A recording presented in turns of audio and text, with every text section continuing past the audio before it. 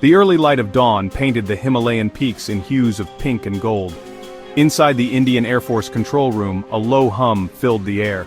Rows of screens glowed, monitored by watchful eyes. The air was thick with the tension of constant vigilance. This was the line of control, a scar across the roof of the world, dividing India and Pakistan. Suddenly a sharp beep sliced through the quiet hum. An operator's head snapped up, eyes glued to the radar screen. A blip, unidentified and moving fast, was closing in on Indian airspace. Fingers danced across keyboards, confirming the threat. Unknown aircraft were approaching the line of control. The air crackled with urgency. Scramble interceptors! The order echoed through the room, setting off a flurry of activity. Within seconds, the roar of jet engines shattered the morning calm. Two Indian Air Force fighters, a Rafale and a Su-30, screamed into the sky, powerful silhouettes against the rising sun. Their mission: intercept and identify the intruders.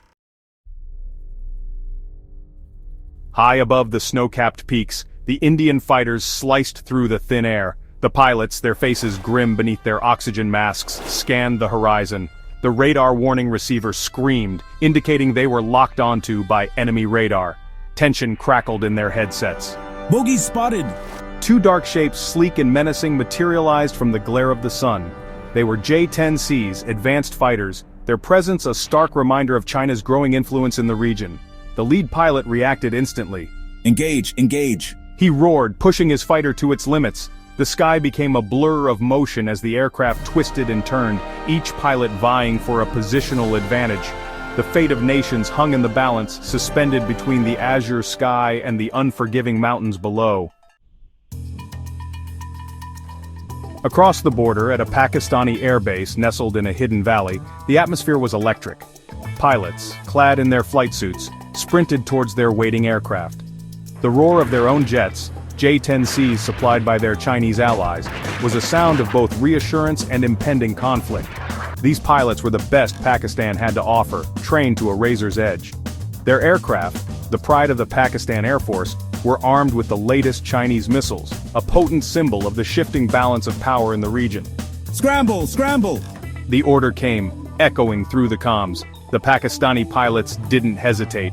They climbed into their cockpits, the air thick with the smell of jet fuel and anticipation. With a thunderous roar, the Pakistani jets blasted into the sky, a steel eagle answering the call of war. The air battle erupted with terrifying speed.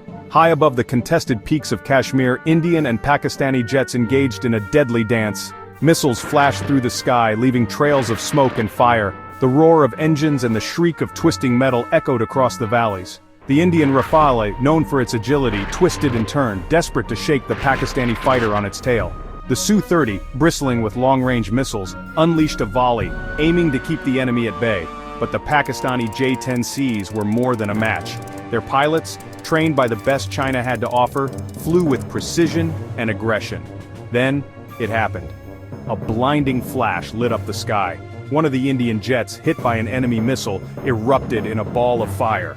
The pilot had no time to react, no chance to eject. His aircraft, a burning torch, plummeted towards the unforgiving mountains below. Thousands of miles away, deep within a secure facility, American intelligence analysts watched the unfolding drama with detached fascination. Satellite feeds streamed live into the darkened room, providing a real-time view of the air battle raging over Kashmir. We've got a visual on the engagement, the analyst announced, her voice tight. Pakistani J-10Cs confirmed. 2 Indian fighters, 1 down, no parachute. The news hung heavy in the air. The implications were clear. A Chinese-made fighter jet had just shot down an Indian plane. This was not just a regional skirmish. It was a dangerous escalation with the potential to draw in global powers. The analysts exchanged grim looks, knowing this was just the beginning. In the heart of New Delhi, the news of the downing of the Indian fighter jet spread like wildfire. Journalists scrambled, phones pressed to their ears, desperate for information. The Prime Minister's office, however, remained an impenetrable fortress of silence. The press conference, when it finally came, was a masterclass in ambiguity. The government spokesperson, his face carefully neutral, confirmed an incident had occurred along the line of control. He refused to elaborate on the details, citing operational security. The silence from Delhi was deafening. It spoke volumes about the government's dilemma. To acknowledge the loss, especially at the hands of Chinese-supplied jets, would be to invite public outcry and demands for retaliation. Yet, silence also conveyed weakness, a tacit admission of vulnerability that emboldened their rivals. India, once a regional powerhouse, seemed to be struggling to find its footing in this new, more volatile world. The downing of the Indian fighter jet sent shockwaves across the globe. News channels ran 24/7 coverage, the incident dominating headlines and sparking heated debates. Experts weighed in, dissecting the tactical details of the engagement and speculating on the geopolitical fallout. Social media exploded. Nationalist rhetoric flared on both sides, fueled by rumor and speculation.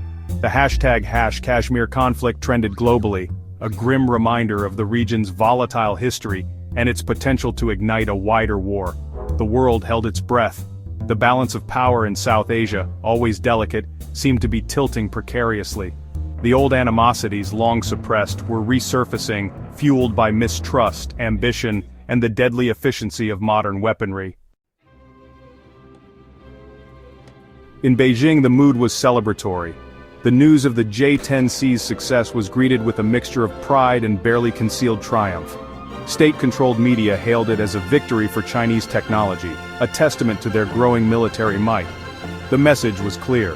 China, once content to operate in the shadows, was now ready to assert itself on the world stage. Their military hardware, battle-tested and increasingly sophisticated, was finding eager buyers across the globe. The dragons were no longer content to slumber. They were spreading their wings, casting a long shadow over the established order. The world watched, wary and uncertain, as the dragon's fire illuminated the clouds.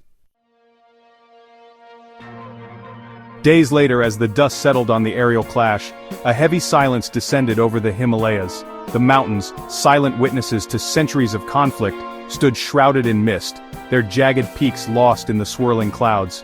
The incident had changed everything and nothing. The line of control remained, a scar on the landscape, a constant reminder of the fragility of peace. The fog of war had descended once more, obscuring the truth, blurring the lines between right and wrong, victory and defeat. The world moved on, its attention drawn to other crises, other conflicts. But in the shadow of the mountains, the memory of the clash lingered, a silent echo of thunder in the thin air. The question was not if such an incident would happen again, but when, and the next time the world might not be so lucky.